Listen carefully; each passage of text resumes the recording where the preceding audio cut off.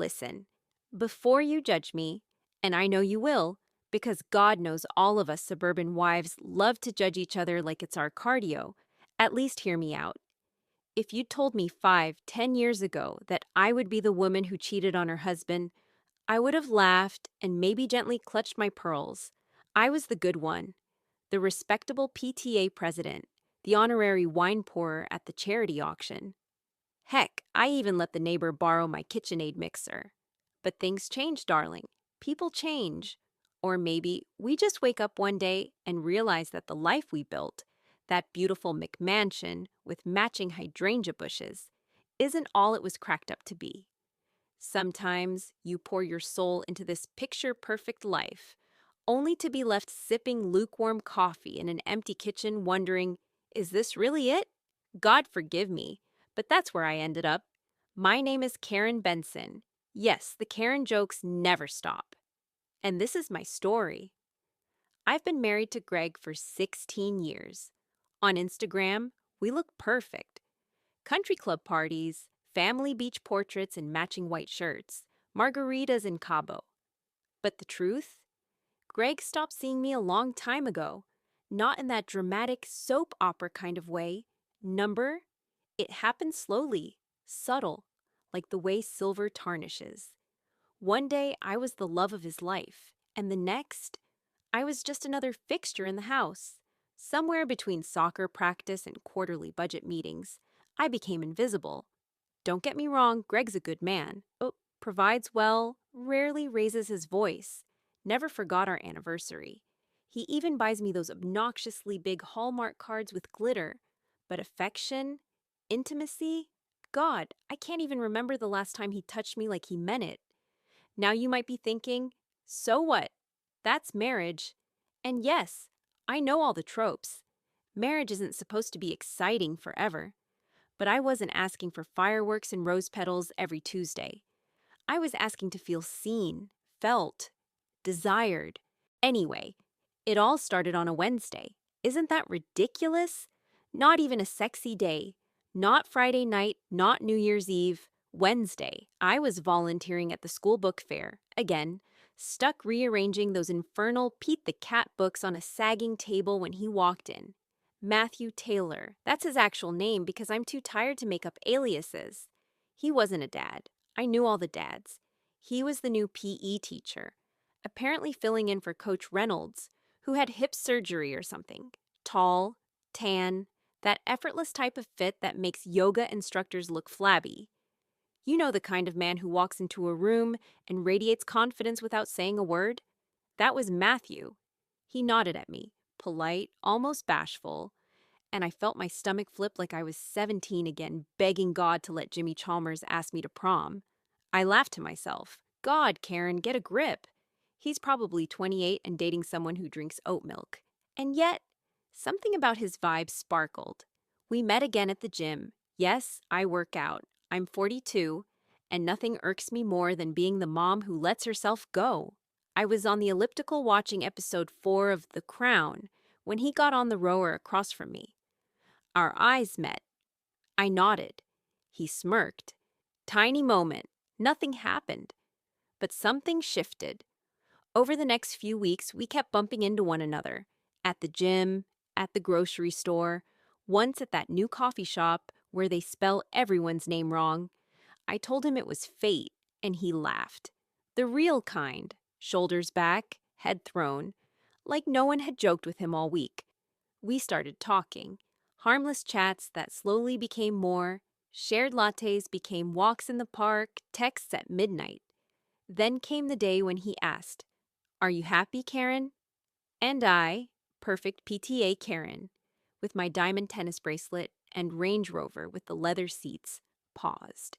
I don't remember, I said. My voice cracked just a little. That's when I knew the road we were on wasn't platonic anymore. I should have pulled off, veered left, but I didn't. God help me. I leaned in. For once, someone looked at me like I was magic. Not a function, not a mom, not a social event planner with color-coded bins. Just a woman. The first time it happened was surreal. That morning, I woke up and Greg left for a conference in Atlanta.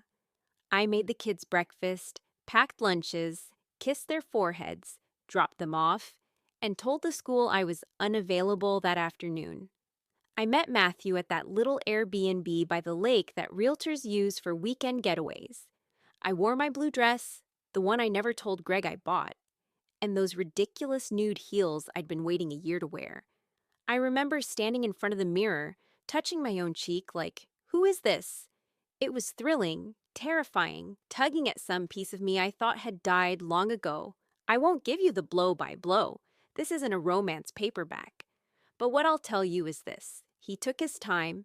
He didn't rush, didn't fumble, just noticed. Every inch of me, every sigh, every curve I used to hide. He memorized me like I was art. And for the first time in years, I didn't feel like somebody's mother or wife. I felt like a goddess. And the guilt? It didn't come right away. It crept in slowly, like fog.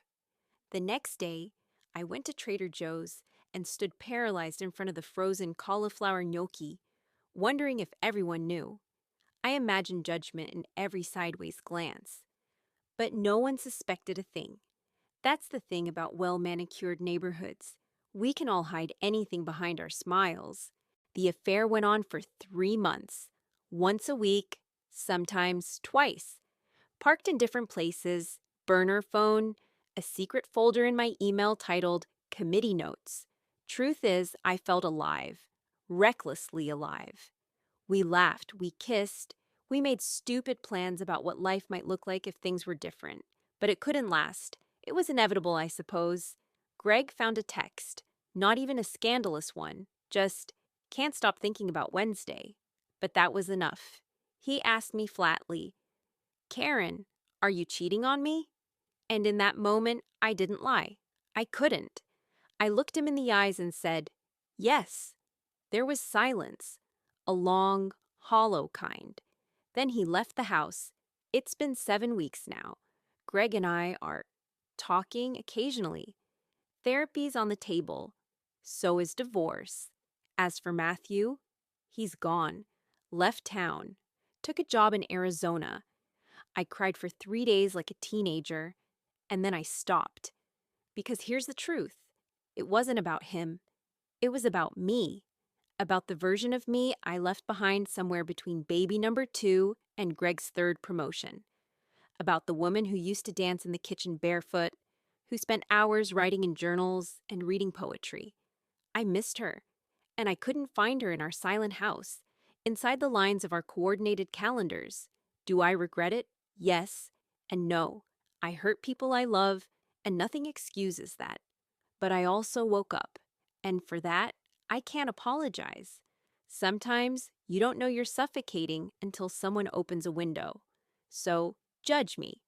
Gossip about me at the next HOA wine mixer. I don't care anymore. I'm not telling my story to get anyone's approval. I'm telling it because somewhere out there, another woman is handling monogrammed hand towels for a man who hasn't touched her in years. And she deserves to be seen too, even if it's first by herself. It's incredible, really, how the world continues to spin even after yours falls apart. I remember walking into Whole Foods 2 days after Greg left, hair slightly curled, gold hoops in, pushing my cart with that same gentle but assertive grace I practiced in Pilates. And I realized no one knew. No one stopped and gasped, Karen, what happened?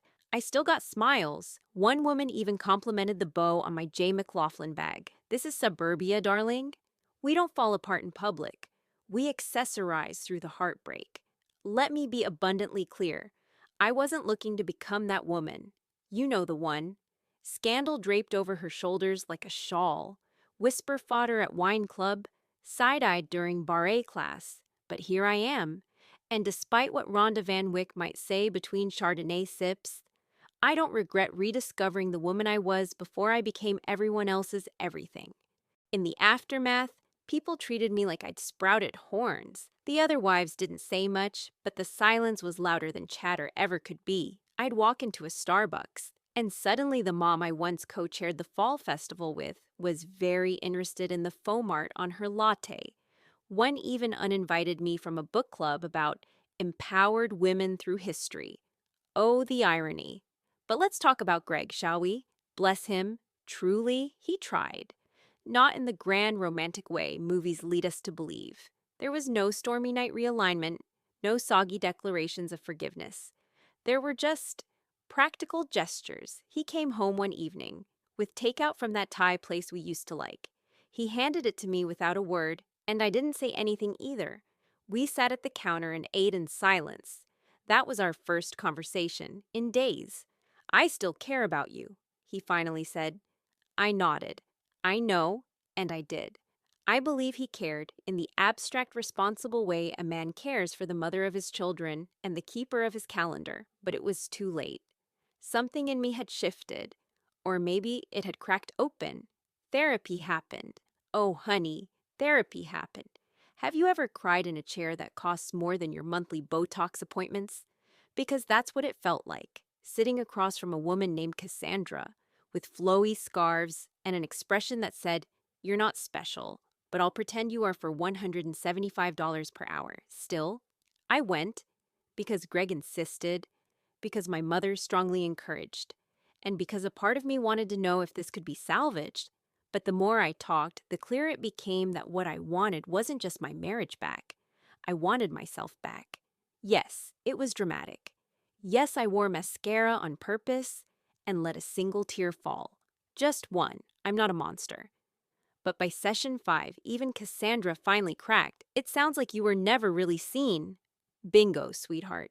Took you 5 weeks, but we got there. Let me tell you what happens when you spend decades folding napkins into perfect little swans, prepping gluten-free cookies for your son's class art auction, arranging tasteful floral centerpieces, only to sit across from a man who talks more to his smartwatch than to you. You begin to deflate, bit by bit, day by day, you become wallpaper. Nicely patterned, sure, coordinated with the curtains, but notice number, you just exist, blending into the background of your own life. I'm not blaming Greg for everything. We both let the distance creep in. I was busy being impressive. He was busy being successful. The tragedy? We both thought that was enough for love. But here's a plot twist, darling. The other day, I danced in the kitchen. No occasion, no camera, no curated Instagram caption. Just me, alone with a Billie Holiday song and a glass of Pinot I didn't have to justify. And God help me, I laughed. So what if Greg and I separate?